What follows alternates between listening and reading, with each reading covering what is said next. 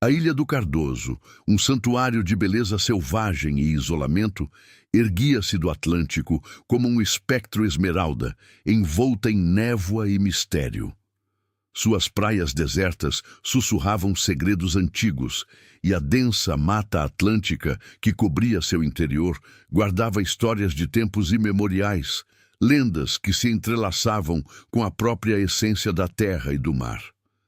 Para muitos, era apenas um ponto verde no mapa, um refúgio para a natureza intocada. Mas para aqueles que ousavam escutar, a ilha cantava uma canção de séculos, uma melodia dissonante de beleza e tragédia. Nesse cenário de encanto e enigma surgiu Sofia, uma jovem pesquisadora cujo ceticismo era tão afiado quanto sua inteligência, mas cuja curiosidade pelo folclore e pelas narrativas populares era inabalável.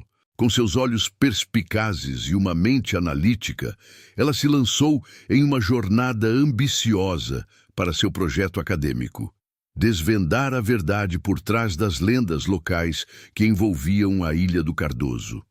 Sofia não acreditava em fantasmas ou maldições, mas estava profundamente fascinada pela forma como as histórias moldavam a percepção e a cultura de um povo.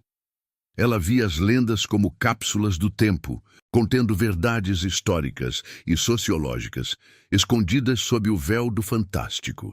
Chegou à ilha com uma mochila cheia de equipamentos de gravação e cadernos, pronta para entrevistar os moradores mais antigos, os verdadeiros guardiões da memória oral. Suas primeiras interações foram cautelosas, permeadas por olhares desconfiados, mas aos poucos, a gentileza e o genuíno interesse de Sofia abriram algumas portas. Os pescadores, com suas peles curtidas pelo sol e seus olhos que pareciam ter visto o tempo passar, compartilhavam histórias enigmáticas, cheias de avisos velados. Falavam de espíritos da floresta, de um mar que engolia barcos e de uma maldição antiga que pesava sobre a ilha, uma sombra que nunca se dissipava completamente. As narrativas eram fragmentadas, repletas de lacunas e contradições, o que apenas atiçava ainda mais a sede de Sofia por respostas. Ela anotava cada palavra, cada tremor na voz dos anciãos, tentando costurar os retalhos de um passado quase esquecido. Em uma tarde abafada, enquanto explorava um pequeno mercado de artesanato local, Sofia se deparou com um objeto peculiar. Era uma bússola antiga, de bronze escurecido e vidro embaçado, com inscrições estranhas em sua borda. O ponteiro enferrujado parecia preso, imóvel. Havia algo nela que a atraiu, uma energia sutil, quase imperceptível. Ao pegá-la, sentiu um leve formigamento na palma da mão, e o calor do metal pareceu se intensificar. O velho artesão, com um sorriso misterioso, apenas disse que ela escolhera o artefato e que ele pertencia a um tempo que poucos se lembravam. Sofia, com seu ceticismo arraigado, atribuiu a sensação à sua imaginação, mas não conseguiu evitar a sensação de que a bússola parecia reagir à sua presença, como se tivesse despertado de um longo sono.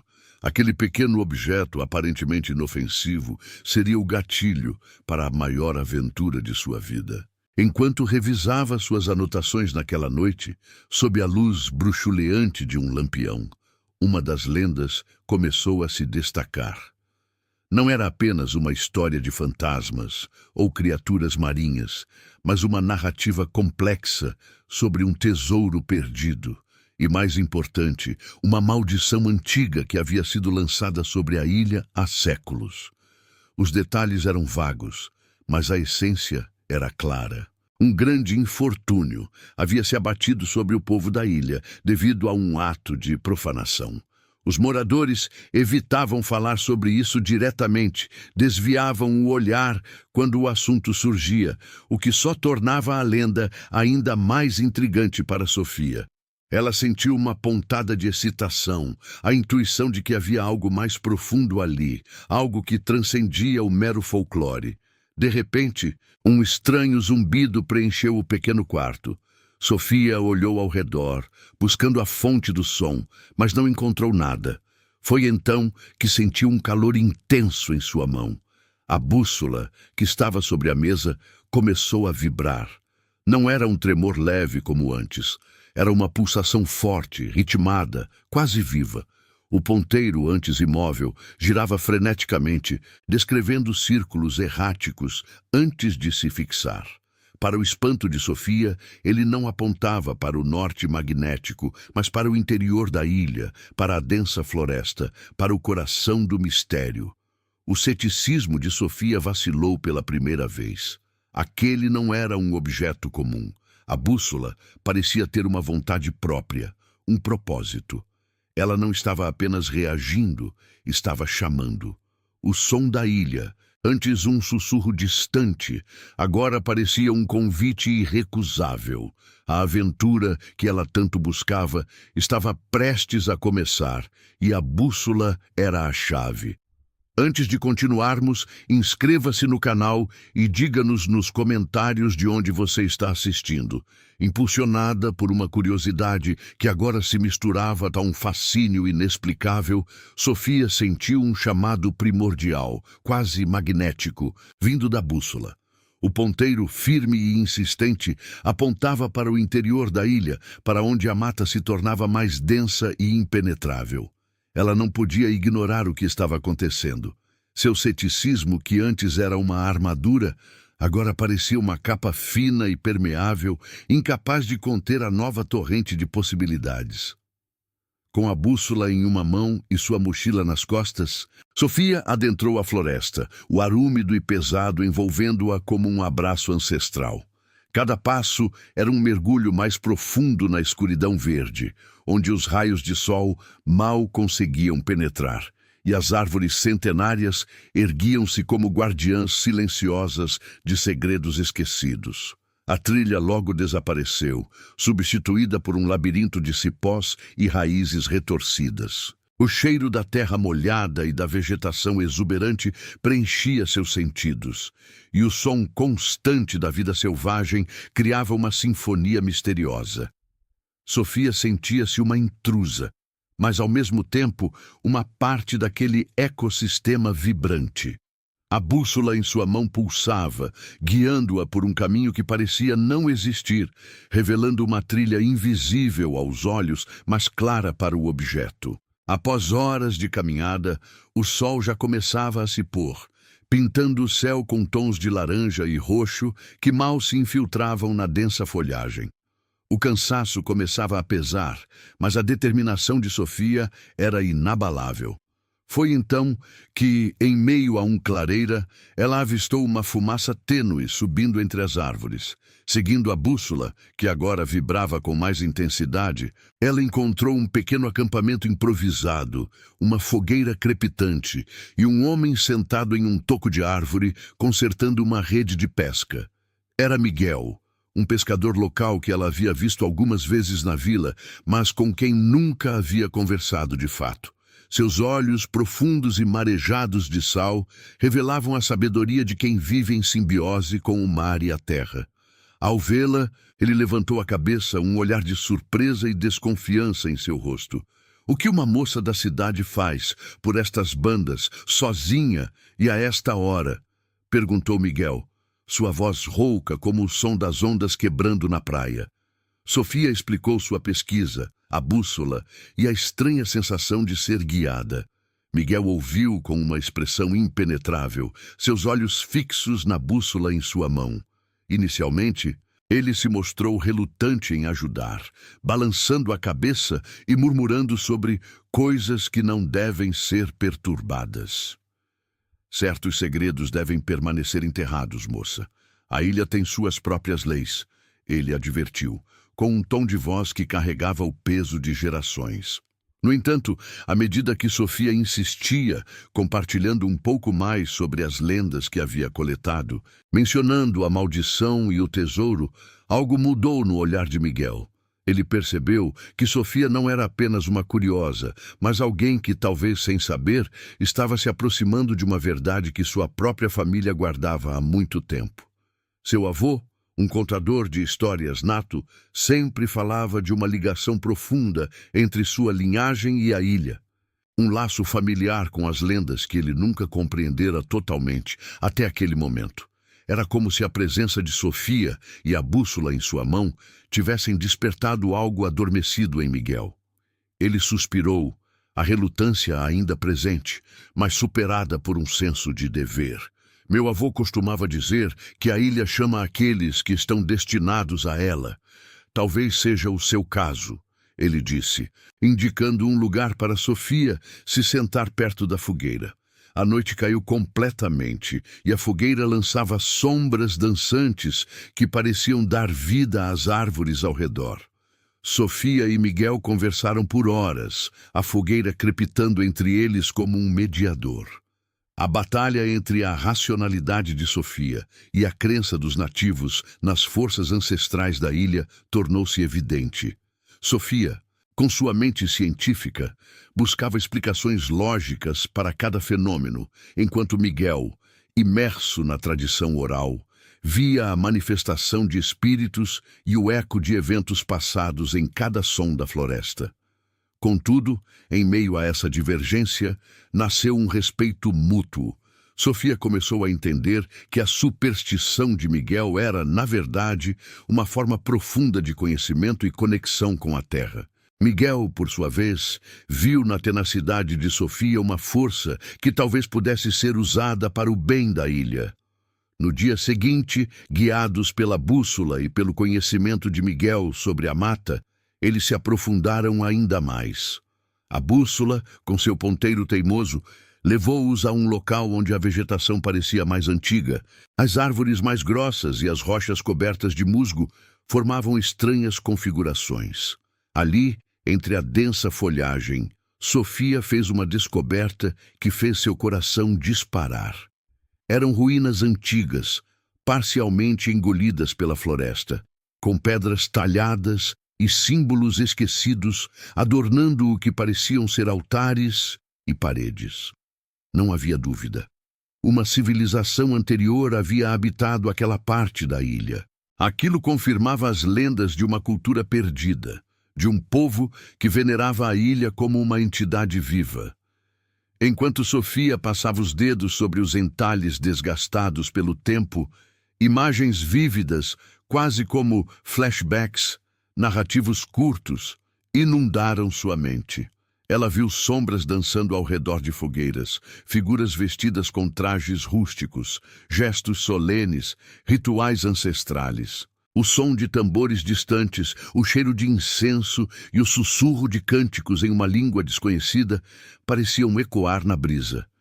E, em meio a essas visões, a imagem perturbadora de sacrifícios, de oferendas à terra e ao mar para apaziguar forças que estavam além da compreensão humana.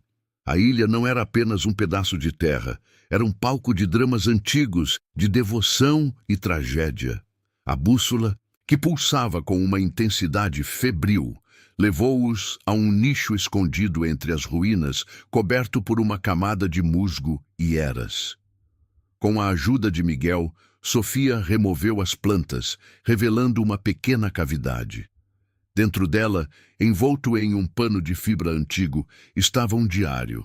Não era um diário comum. Suas páginas eram feitas de um material semelhante a couro, e a escrita, embora desgastada, era legível para Sofia, uma caligrafia elegante em uma língua quase esquecida que ela havia estudado em seus anos de faculdade.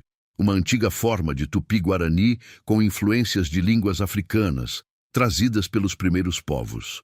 Com as mãos trêmulas, Sofia abriu o diário. As primeiras páginas detalhavam a vida da tribo, seus costumes, sua veneração pela natureza. Mas logo, o tom mudava, tornando-se mais sombrio.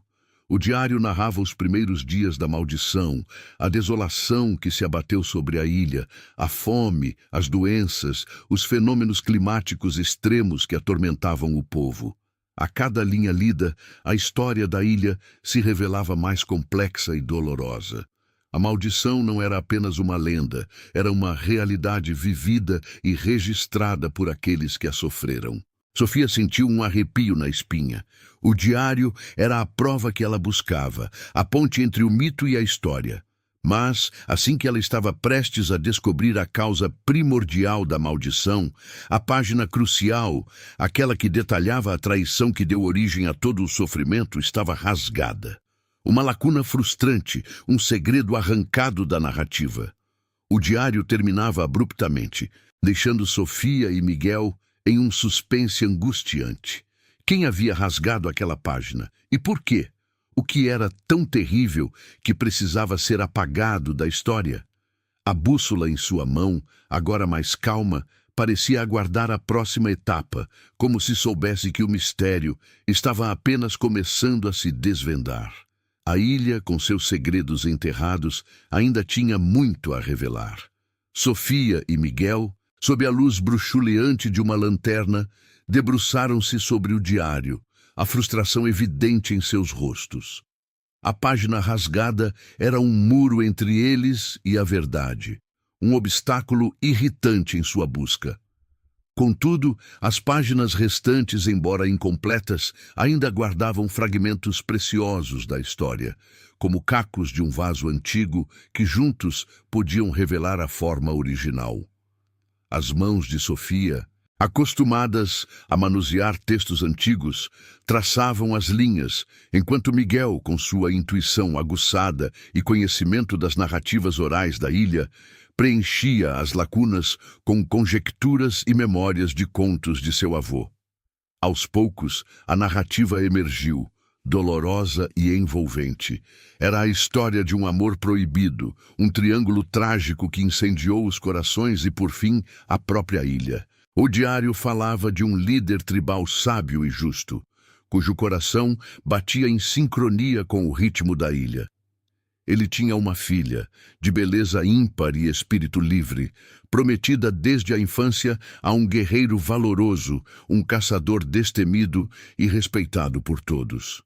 A união deles selaria a paz entre as tribos e garantiria a prosperidade da ilha. O destino parecia traçado em pedras milenares, mas então um forasteiro carismático aportou na ilha, vindo de terras distantes. Seus olhos eram como o mar em tempestade, sua voz um canto de sereia. Ele trazia consigo histórias de mundos desconhecidos, um charme irresistível e uma ambição disfarçada sob um sorriso fácil. A filha do líder tribal, cativada por sua aura misteriosa e pelas promessas de um mundo além da ilha, apaixonou-se perdidamente. O amor, selvagem e incontrolável como as ondas que quebravam nas rochas, consumiu-a. A traição ao guerreiro prometido foi um golpe no coração da tribo, uma afronta aos costumes e aos ancestrais. No entanto, a verdadeira traição, aquela que ecoaria por gerações e daria origem à maldição, foi ainda mais profunda.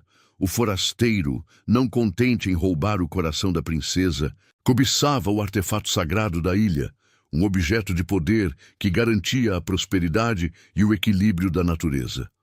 Movido pela ganância, ele o roubou, quebrando um pacto ancestral com os deuses e os espíritos guardiões da ilha. A afronta foi imperdoável. A ilha, antes um paraíso verdejante, reagiu com fúria. A terra tremeu, o mar se revoltou, o céu chorou lágrimas de fogo. A maldição havia sido lançada. A ilha ficaria aprisionada em um ciclo de tormentos, de seca e tempestades, de fome e doença, até que o equilíbrio fosse restaurado, até que o artefato fosse devolvido e a traição, de alguma forma, reparada. Enquanto desvendavam essa narrativa épica, a relação entre Sofia e Miguel se aprofundava. O ceticismo inicial de Sofia dava lugar a uma compreensão mais matizada. Ela via a sabedoria nas lendas, a história codificada em mitos. Miguel, por sua vez, sentia-se mais à vontade para compartilhar os conhecimentos que seu avô lhe havia transmitido. Detalhes sobre a flora e a fauna da ilha, os pontos de energia, os segredos das marés, a localização de cavernas e riachos escondidos. Ele falava das manifestações da maldição, das árvores retorcidas que pareciam gritar em noites de lua nova, dos uivos fantasmagóricos que se ouviam quando a maré estava baixa. Sua voz, antes hesitante, agora carregava a autoridade de quem carrega um legado. Minha família sempre soube dessas coisas, Miguel confessou, seus olhos fixos na chama da fogueira que novamente os aquecia. Meu avô dizia que éramos os guardiões da memória, mas nunca tivemos a coragem de agir, de quebrar o ciclo. Talvez seja por isso que a ilha te chamou, Sofia. Talvez você seja a chave. Naquele instante, como se a ilha estivesse ouvindo e respondendo às suas palavras, o céu escureceu abruptamente. Nuvens carregadas, de um cinzento quase roxo, surgiram do horizonte, engolindo a luz do sol. O vento uivou, dobrando as árvores e levantando folhas e poeira em redemoinhos furiosos. A temperatura caiu drasticamente. Relâmpagos rasgaram o céu, seguidos por trovões que fizeram a terra tremer. Uma tempestade súbita e violenta, diferente de tudo que Sofia já havia presenciado, abateu-se sobre a ilha. Parecia que a própria maldição, despertada pela revelação de sua origem, estava se manifestando com toda a sua fúria. A chuva começou a cair em torrentes, transformando o solo em lama escorregadia. Sofia e Miguel correram em busca de abrigo, a bússola de Sofia vibrando descontroladamente em sua mão, seu ponteiro girando como se estivesse enlouquecido. A tempestade ecoava a ira dos deuses, a dor da ilha, a memória da traição. Miguel, acostumado com a fúria da natureza, mas nunca com tamanha intensidade, parecia perturbado. Seus olhos, que antes brilhavam com a esperança da descoberta, agora refletiam um medo ancestral. Um relâmpago, mais forte que os anteriores, atingiu uma árvore centenária nas proximidades, um carvalho majestoso que havia testemunhado séculos de histórias. O impacto foi ensurdecedor e a árvore rachou ao meio com um gemido agonizante. O cheiro de ozônio e madeira queimada preencheu o ar. Quando a luz do relâmpago cessou, revelando a fenda recém-aberta no tronco da árvore, Sofia e Miguel viram algo incomum. Não era apenas madeira queimada. Havia um compartimento secreto, oculto por anos dentro do carvalho, agora exposto pela violência da natureza. A curiosidade superou o medo. Com cautela, eles se aproximaram da árvore. Dentro do compartimento, protegido da chuva, havia um pequeno rolo de pergaminho amarrado com uma fibra seca. Sofia o pegou, suas mãos ainda tremendo pelo susto da tempestade e pela emoção da descoberta. Ao desenrolar o pergaminho, a luz da lanterna revelou um mapa rudimentar, desenhado com traços simples, mas precisos. Não era um mapa geográfico comum. Parecia indicar um caminho, pontos específicos na ilha e um local marcado com um símbolo que Sofia reconheceu das ruínas. O mesmo símbolo que adornava o diário, representando o artefato sagrado. O mapa parecia ser a peça que faltava, a continuação da história que a página rasgada do diário havia escondido. A ilha, em sua fúria, havia lhes dado a próxima pista. O caminho para a redenção, ou talvez para um perigo ainda maior, estava agora diante deles. O mapa rudimentar agora nas mãos de Sofia era mais do que uma simples representação geográfica. Era um convite, um enigma gravado em fibra antiga que parecia pulsar com a energia da ilha. Cada linha e cada símbolo era um sussurro do passado, indicando não apenas a localização física do artefato roubado, mas também um local de poder, onde, talvez, a maldição ancestral pudesse finalmente ser desfeita.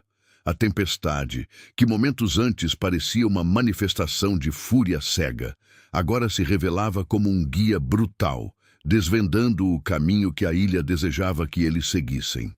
Miguel observava Sofia, seus olhos opacos de cansaço, mas acesos com uma nova determinação. A revelação do diário e o mapa haviam reacendido algo nele. uma chama de responsabilidade e um profundo senso de culpa. A passividade de sua família, a aceitação tácita da maldição como um fardo inevitável, pesava sobre seus ombros. Ele sentia que a ilha o havia escolhido, assim como a Sofia, para corrigir os erros de seus ancestrais. "Este é o caminho", ele disse, sua voz rouca, apontando para um trecho do mapa que marcava uma trilha esquecida que serpenteava pelas entranhas da ilha. Meu avô falava desta trilha. Dizia que só os puros de coração podiam encontrá-la, mas que poucos ousavam seguir. A viagem que se seguiu foi uma provação. A ilha, em sua dualidade, apresentava-lhes tanto a beleza estonteante quanto os perigos mais intrínsecos. Eles atravessaram pântanos traiçoeiros, onde a lama sugava os pés com uma voracidade quase viva, e a névoa densa transformava árvores retorcidas em fantasmas silenciosos. Escalavam encostas rochosas, escorregadias pela chuva incessante, onde cada passo era um risco de queda fatal. As paisagens mudavam drasticamente, de florestas densas e úmidas, repletas de uma vida selvagem que os observava com olhos curiosos e às vezes ameaçadores, a clareiras etéreas onde a luz do sol filtrava-se de forma quase mágica, revelando orquídeas de cores vibrantes e riachos de águas cristalinas. A bússola de Sofia, que antes apenas vibrava, agora parecia ter vida própria, seus giros frenéticos indicando a proximidade de algo poderoso, talvez o próprio coração da maldição.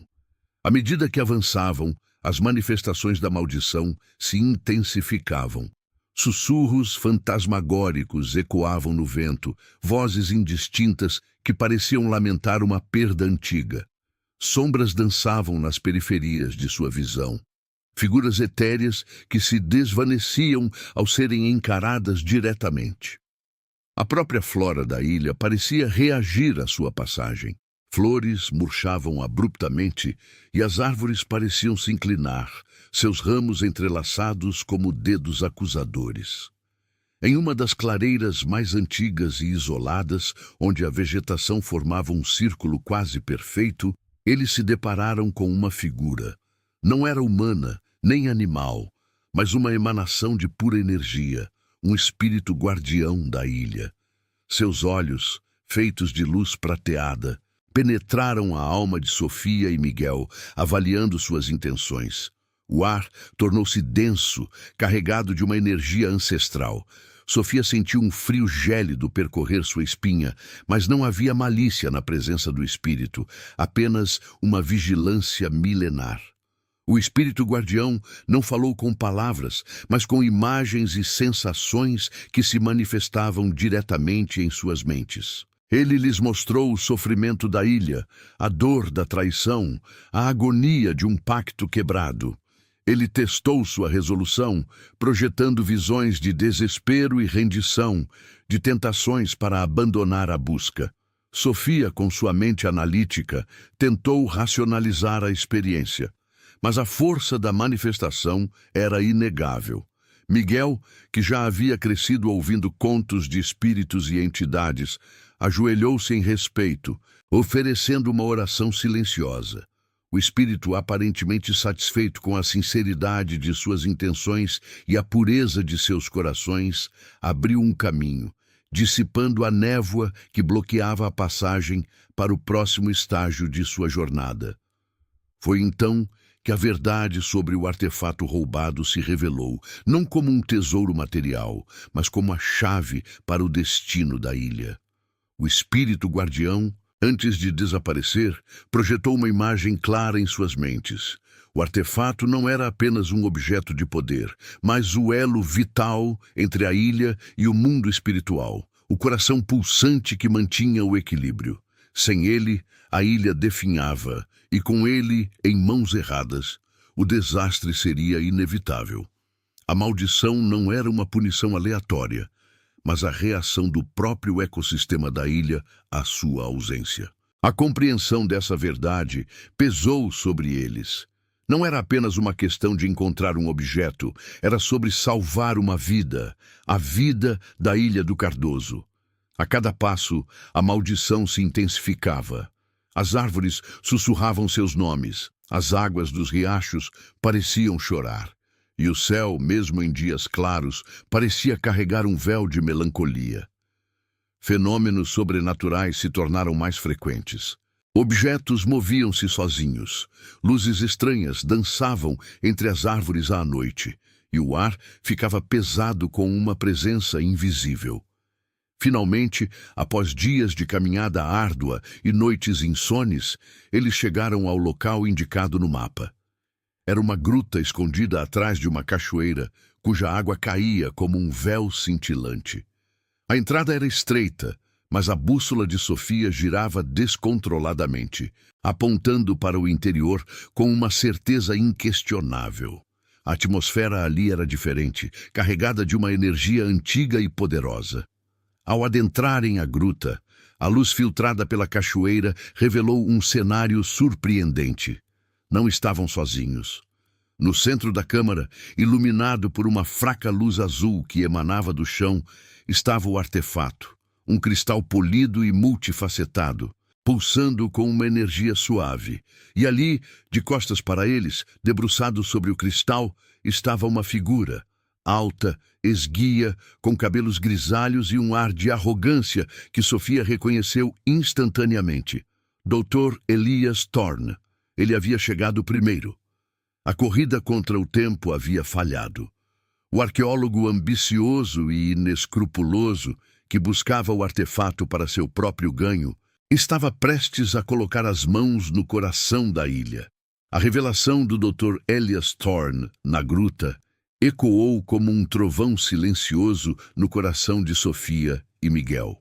Aquele momento, a culminação de dias de árdua jornada e perigos incalculáveis, transformou-se instantaneamente em um embate de vontades.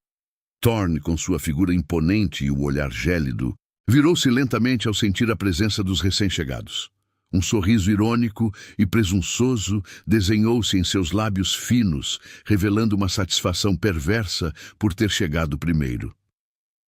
Ora, ora, vejam só quem o destino trouxe ao meu humilde santuário, proferiu ele, sua voz grave e carregada de um sarcasmo cortante. A pequena pesquisadora e seu guia folclórico. Devo admitir, fiquei surpreso com a persistência de vocês. Mas, como sempre, o amadorismo cede lugar à experiência. Sofia sentiu um calor furioso subir-lhe pelo pescoço. Aquele homem representava tudo o que ela desprezava no mundo acadêmico. A busca desenfreada por reconhecimento e lucro, a total desconsideração pela ética e pelo impacto de suas ações. Miguel, por sua vez, cerrou os punhos, seus olhos faiscando com uma mistura de raiva e desilusão.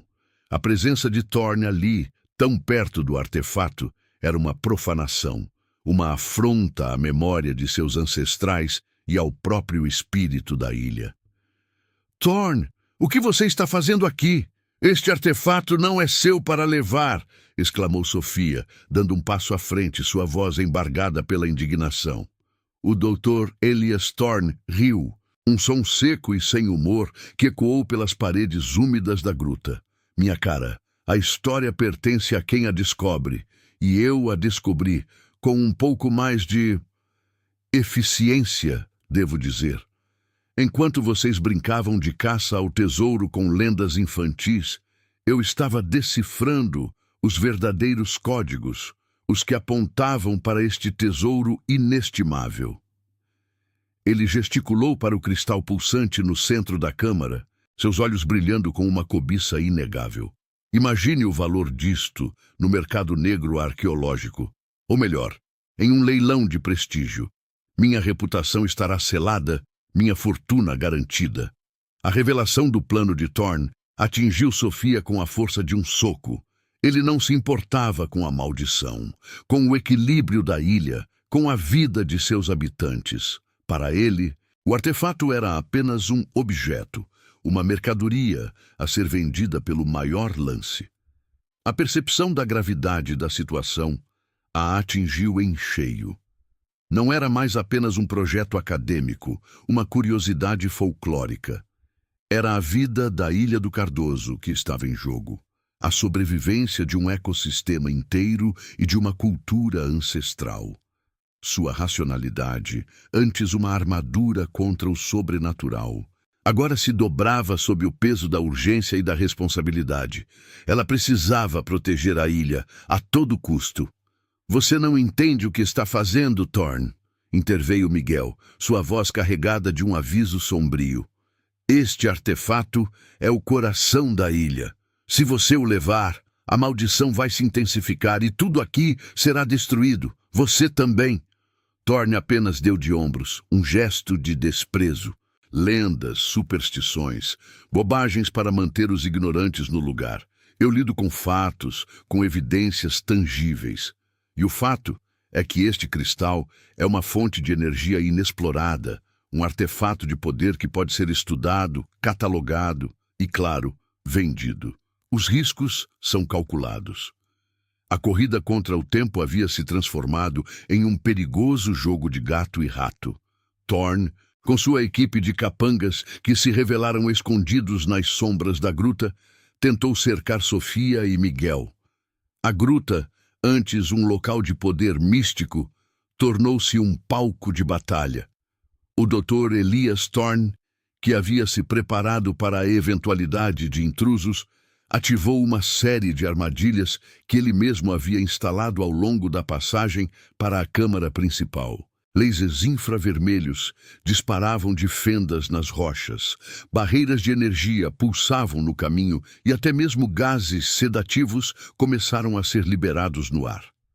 Sofia e Miguel, no entanto, não eram mais os mesmos. A jornada havia os transformado. Eles se moveram com uma agilidade surpreendente, desviando dos obstáculos, seus instintos aguçados pela ameaça iminente. Miguel, com seu conhecimento íntimo da ilha e suas passagens secretas, guiava Sofia através das armadilhas, seus olhos atentos a cada detalhe, a cada movimento de Thorn e seus homens. Sofia, por sua vez, usava sua inteligência e sua capacidade de observação para prever os movimentos de Thorn, antecipando seus ataques e encontrando brechas em sua defesa. A bússola de Sofia, presa ao seu cinto, reagia violentamente à proximidade do artefato. Não apenas vibrava, mas pulsava com uma luz própria, um brilho dourado que irradiava em sincronia com o cristal no centro da gruta. Era como se os dois objetos estivessem se comunicando, um chamando o outro. A bússola se tornou um guia ainda mais preciso, apontando não apenas para a localização exata do artefato, mas também para os pontos fracos nas defesas de Thorn. Em um momento de distração, enquanto um dos capangas de Thorn tentava encurralar Miguel, Sofia percebeu uma oportunidade. O Dr. Elias Thorn estava estendendo a mão para o cristal, seus dedos quase tocando a superfície multifacetada. Um grito de advertência escapou dos lábios de Miguel, mas era tarde demais. Thorn, com um sorriso vitorioso e exultante, estava prestes a pegar o artefato, o coração da Ilha do Cardoso, para si. A ilha, como se sentisse a profanação iminente, reagiu com uma fúria ancestral. A gruta estremeceu violentamente e rachaduras surgiram nas paredes, liberando um pó fino e antigo. A cachoeira do lado de fora rugiu, e o som de árvores caindo ecoou de longe. O cristal, que antes pulsava suavemente, agora brilhava com uma intensidade cegante, liberando ondas de energia que faziam os cabelos de Sofia e Miguel se arrepiarem. A maldição estava prestes a se manifestar em toda a sua fúria, e Thorn, ignorante de tudo, estava prestes a desencadeá-la. O Dr. Elias Thorn, com um sorriso de triunfo que mal cabia em seu rosto, estendeu a mão, seus dedos ávidos para reclamar o artefato que ele acreditava ser seu por direito. A ilha, contudo, tinha outros planos. No exato instante em que seus dedos roçaram a superfície do cristal pulsante, a gruta inteira pareceu soltar um grito primordial. Não era um som audível, mas uma vibração profunda que ressoou nos ossos de Sofia e Miguel, uma manifestação da dor e da fúria acumuladas por séculos. A terra sob seus pés tremeu com uma violência repentina, não um mero tremor, mas um verdadeiro espasmo geológico que fez rochas desabarem do teto da caverna. A luz do cristal intensificou-se a um ponto insuportável, banhando a câmara em um brilho ofuscante que cegava e queimava. Das fissuras que se abriam nas paredes rochosas não jorrava água, mas uma espécie de fumaça escura e densa que se contorcia e ganhava formas disformes, como se entidades sombrias estivessem sendo libertadas de um sono profundo e perturbado. Eram as manifestações da maldição, as sombras do passado que a traição de Thorn estava finalmente libertando. Thorn, que havia subestimado a força da ilha e a profundidade de sua maldição, foi pego de surpresa. O sorriso zombeteiro congelou em seus lábios, substituído por uma expressão de terror puro. Ele tentou puxar a mão de volta, mas o artefato, o coração da ilha, parecia ter ganhado vida própria, prendendo-o com uma energia invisível e irresistível. O cristal, antes apenas um objeto de poder, agora pulsava como um órgão vivo, irradiando uma força que era ao mesmo tempo vital e destrutiva. A ilha, em sua agonia, não poupava ninguém.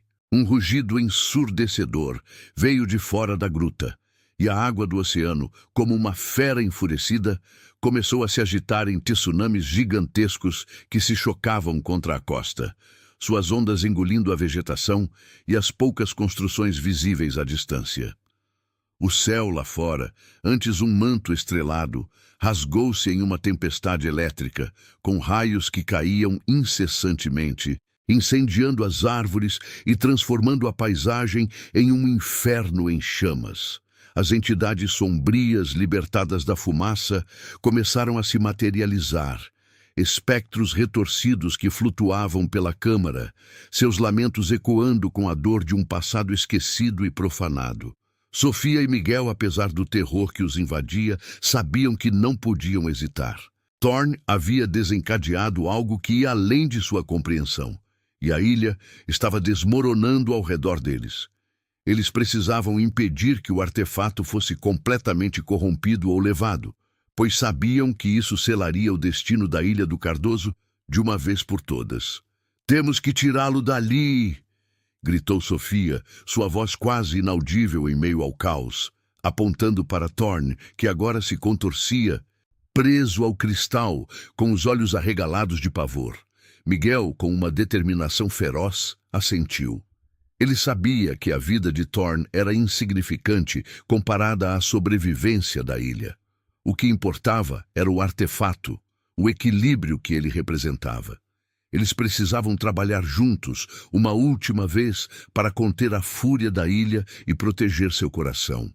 Os capangas de Thorn, antes tão confiantes, agora estavam em pânico, tentando escapar da gruta em colapso, mas as entidades sombrias não os deixavam, envolvendo-os em seus véus de fumaça e desespero, sugando sua vitalidade e transformando-os em cascas vazias que caíam no chão úmido.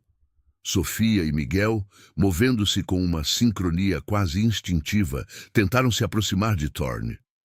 A bússola de Sofia, que agora girava descontroladamente, apontava para o epicentro da energia, seus ponteiros dançando em um frenesi. Ela sentia a dor da ilha, a agonia que emanava do cristal, e sabia que cada segundo era crucial. "O artefato não é apenas um objeto de poder, Sofia." Miguel ofegou, lutando contra o vento e os tremores. "É a própria essência da ilha, seu coração pulsante. Se ele for removido ou destruído, a ilha morrerá." A revelação atingiu Sofia com a força de um raio. Não era apenas um objeto a ser devolvido ou protegido, era a própria vida da ilha. A maldição não era uma força externa, mas uma manifestação da dor do próprio coração da Ilha do Cardoso, ferido e traído. Thorn, em seu desespero, conseguiu arrancar o artefato de seu pedestal, mas o custo foi imenso. No momento em que o cristal se desprendeu, um grito primal e gutural escapou de seus lábios. Não um grito humano, mas um som distorcido, quase animal. O cristal, agora em suas mãos, brilhou com uma luz negra e devoradora. As entidades sombrias, antes errantes, convergiram para Thorn, não para destruí-lo, mas para se fundir a ele. Seu corpo começou a se contorcer e a se transformar, sua pele se tornando áspera como rocha, seus olhos se esvaziando e brilhando com uma luz etérea e vazia. Gritos de horror escaparam de Sofia enquanto ela observava a transfiguração grotesca. O Dr. Elias Thorn, o ambicioso arqueólogo, estava sendo consumido pela maldição, tornando-se uma parte da própria ilha, um guardião sombrio e retorcido do artefato que ele tanto cobiçara. Ele não era mais Thorn, mas uma extensão da dor e da fúria da Ilha do Cardoso, um monumento vivo à sua própria ganância. O recém-formado ser, com o artefato firmemente incrustado em seu peito rochoso, soltou um rugido que fez a gruta inteira tremer. Os tsunamis lá fora cresceram ainda mais, e a terra se abriu em fendas profundas, engolindo árvores e pedaços da costa. A ilha estava em colapso, devorando a si mesma em um frenesi de dor e vingança. Sofia e Miguel se entreolharam, seus rostos pálidos, mas com uma nova determinação em seus olhos. A escolha era clara, mas agonizante. Tentar salvar o artefato do que restava de Thorn, ou escapar da ilha em colapso, deixando-a sucumbir à sua própria maldição. O coração da ilha estava nas mãos de uma criatura que um dia foi um homem, e a decisão deles selaria o destino de tudo o que conheciam. A bússola, em um último brilho de luz, apontou não para a saída, mas para o artefato no peito da criatura, como se implorasse por um ato final de redenção. A imagem grotesca de Thorn, agora uma fusão distorcida de carne e rocha, com um artefato pulsando em seu peito, gravou-se na mente de Sofia e Miguel. O desespero era palpável, mas com ele veio uma clareza assustadora. A maldição não era apenas uma força a ser combatida, mas uma ferida profunda que precisava ser curada. Não adiantaria lutar contra a criatura que Thorn se tornara. A verdadeira batalha era pela alma da ilha. O que antes era uma busca por um objeto cobiçado transformou-se em uma missão de redenção. Eles tinham que reverter o que havia sido feito, não apenas para salvar a si mesmos, mas para salvar a própria Ilha do Cardoso de sua autodestruição. Miguel, com os olhos fixos na criatura que antes fora Thorn, sentiu um peso ancestral sobre os ombros. As histórias de seus avós, os avisos velados que ele havia ignorado por tanto tempo, agora faziam um sentido terrível. A ilha não pedia vingança, ela clamava por equilíbrio. Não podemos fugir. Sofia, ele disse, sua voz rouca, mas firme. A ilha está morrendo. Ele não é mais Thorn, mas a manifestação do desespero dela. Precisamos de um novo pacto, algo que devolva a paz, não que a force. Sofia, cujos olhos marejavam com a visão da destruição, assentiu lentamente. A bússola em sua mão, antes um guia para o artefato, agora parecia apontar para dentro dela mesma, para a verdade que estava se revelando. A ciência e o ceticismo que a trouxeram até ali haviam se dissolvido diante do inexplicável, dando lugar a uma compreensão mais profunda. As lendas não eram apenas contos, mas ecos de verdades esquecidas, e a ilha, um ser vivo ferido e em agonia. Um novo pacto, ela repetiu, a ideia se solidificando em sua mente. Mas como? O diário, as anotações, com a ilha ainda tremendo sob seus pés e as entidades sombrias pairando ameaçadoramente, Sofia e Miguel se ajoelharam sobre os escombros, buscando freneticamente as páginas restantes do diário. O papel estava úmido e rasgado, mas eles conseguiram discernir frases fragmentadas sobre rituais de pacificação, sobre a união de elementos, sobre o respeito à vida e à morte. Miguel, com seu conhecimento inato da flora e da fauna da ilha, começou a identificar ervas e símbolos que apareciam nas ilustrações antigas, ligando-os a práticas que sua avó, uma curandeira, havia sussurrado em sua infância. A colaboração entre eles era perfeita. Sofia, com sua mente analítica, decifrava os textos e a lógica por trás dos rituais, enquanto Miguel, com sua sabedoria ancestral, compreendia a essência espiritual e prática de cada passo. Era a união da ciência e da tradição, da razão e da fé que a ilha tanto precisava. Eles montaram um pequeno altar improvisado no centro da gruta, usando pedras caídas e galhos secos, o brilho moribundo do artefato Thorn servindo como uma luz sinistra para a sua cerimônia. Miguel começou a entoar cânticos em uma língua antiga, quase esquecida, que ele mal sabia que conhecia. Eram as palavras de seus antepassados, um chamado à ilha, um pedido de perdão e de renovação. Sofia, por sua vez, usou a bússola para mapear os pontos de energia que o diário descrevia, colocando oferendas simbólicas, um punhado de terra, algumas folhas, gotas de água do mar, em cada um deles. O ar na gruta começou a mudar. A fumaça escura recuou lentamente e as entidades sombrias se dissiparam como se a própria atmosfera estivesse sendo purificada por suas ações. O corpo rochoso de Thorn, que ainda pulsava com o artefato em seu peito, começou a reagir. Não com mais violência, mas com uma espécie de tremor interno, como se uma batalha estivesse sendo travada em seu interior. Seus olhos, antes vazios, ganharam um vislumbre de desespero humano, uma centelha de consciência que parecia lutar contra a maldição que o consumia. Era a ilha, através dele, respondendo ao novo pacto. Enquanto o ritual progredia, Miguel sentiu uma onda de emoção avassaladora. A culpa que carregava, a inação de sua família em proteger a ilha, começou a se dissipar. Ele não estava mais apenas seguindo uma tradição. Ele estava ativamente redimindo seu legado, assumindo a responsabilidade de sua família como guardiões da Ilha do Cardoso. Este era seu destino, sua vocação. Ele não era apenas um pescador.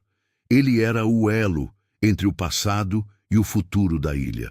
Lá fora, os tsunamis diminuíam, as ondas retornando a um ritmo calmo e constante. O céu, antes rasgado por raios, começou a se abrir, revelando um azul profundo e estrelas cintilantes. A terra parou de tremer, e as fendas se fechavam lentamente como feridas que cicatrizavam. A beleza natural da ilha, antes sufocada pela maldição, começava a retornar, mais vibrante e majestosa do que nunca. No clímax do ritual, Sofia e Miguel uniram as mãos sobre o artefato, que estava agora firmemente incrustado no peito rochoso de Thorn.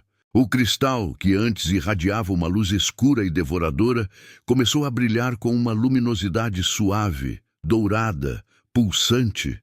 Era uma luz de cura, de esperança, de renovação. O corpo de Thorn, no entanto, não se reverteu. Ele permaneceu como um monumento petrificado, uma lembrança sombria do que a ganância e a traição poderiam causar. Mas o artefato em seu peito agora irradiava paz, e não mais agonia. De repente o artefato emitiu um brilho tão intenso que Sofia e Miguel tiveram que fechar os olhos. Quando os abriram, uma visão etérea surgiu diante deles, projetada no ar da gruta como um holograma antigo. Era o passado da ilha se revelando. A filha do líder tribal, linda e triste, de mãos dadas com o forasteiro carismático em um momento de amor proibido. A traição subsequente, o roubo do artefato sagrado, mas também o sacrifício do guerreiro prometido, que tentou restaurar o equilíbrio com sua própria vida. Não era apenas a história da traição, mas a história de um amor trágico e de um sacrifício esquecido, que a ilha, em sua dor, havia distorcido em uma maldição. Era a verdadeira história. A dor por trás da fúria, O coração partido da ilha que finalmente revelava seu segredo mais profundo. A visão se desfez, deixando para trás apenas a luz suave do artefato e um silêncio reverente. O novo pacto havia sido selado, e a ilha, pela primeira vez em séculos, estava em paz. A Ilha do Cardoso estava em paz. A maldição que por séculos estrangulou sua beleza e atormentou seus habitantes, finalmente havia sido quebrada.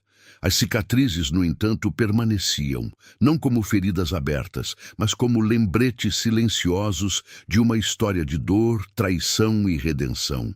O monumento petrificado de Thorn, agora um guardião silencioso do artefato pacificado, servia como um mausoléu para a ganância humana e um farol para a esperança de um futuro mais consciente.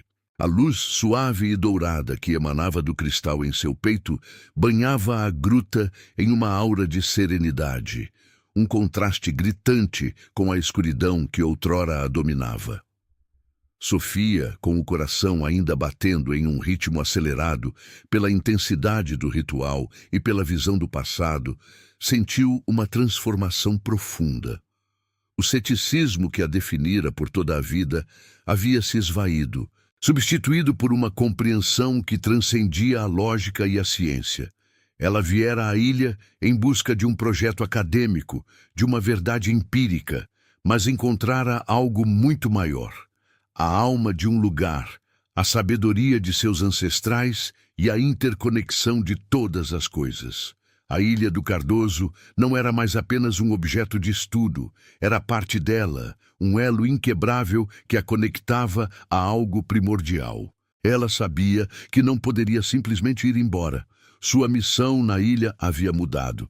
Não se tratava mais de documentar lendas, mas de protegê-las, de preservar a própria essência do lugar. Sofia decidiu dedicar sua vida a proteger a Ilha do Cardoso, usando seu conhecimento e sua nova perspectiva para educar, para conscientizar, para ser a voz que a ilha precisava no mundo exterior. Ela imaginou programas de conservação, projetos de pesquisa que respeitassem a natureza e a cultura local, e uma maneira de compartilhar a história da ilha sem explorá-la. Seu objetivo seria garantir que as lendas fossem contadas com reverência e que o equilíbrio recém-restaurado fosse mantido. Miguel, ao lado de Sofia, sentia a mesma ressonância em sua alma. A culpa que o atormentava por gerações de inação de sua família havia sido lavada pela chuva purificadora da ilha. Ele não era mais apenas um pescador, um elo passivo em uma corrente ancestral. Ele era o guardião, o elo ativo, o protetor da Ilha do Cardoso. A responsabilidade de seus antepassados, que antes parecia um fardo, agora era uma honra, uma vocação. Ele se tornaria os olhos e os ouvidos da ilha, o guardião de seus segredos, o intérprete de seus sussurros. Miguel sabia que sua vida seria dedicada a honrar o legado de sua família, a garantir que o novo pacto fosse respeitado e que a ilha jamais voltasse a sofrer. Ele se via ensinando as crianças da ilha sobre as ervas curativas, sobre os ciclos da maré, sobre as histórias que a ilha contava através do vento e das ondas, garantindo que a sabedoria ancestral jamais se perdesse. A Ilha do Cardoso, antes um lugar amaldiçoado, começou a florescer de uma maneira que ninguém jamais havia visto. As águas ao redor da ilha, antes agitadas e traiçoeiras, tornaram-se cristalinas e calmas, repletas de vida marinha vibrante.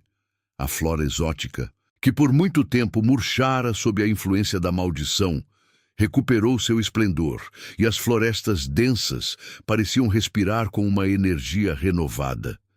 A ilha se tornou um santuário, não apenas para a natureza intocada, mas também para a alma humana, que buscava paz e compreensão. Viajantes e pesquisadores começaram a vir, não para explorar ou pilhar, mas para aprender, para observar, para se conectar com a sabedoria que a ilha irradiava. As lendas, antes sussurradas com medo, eram agora contadas com reverência, não como avisos de um perigo iminente, mas como contos de sabedoria e resiliência. A história da traição e do amor proibido, do sacrifício e da redenção, tornou-se um lembrete vívido da importância de respeitar a natureza, de ouvir os antigos e de aprender com os erros do passado. O ciclo de tormento havia sido quebrado e um novo ciclo de harmonia e respeito havia começado.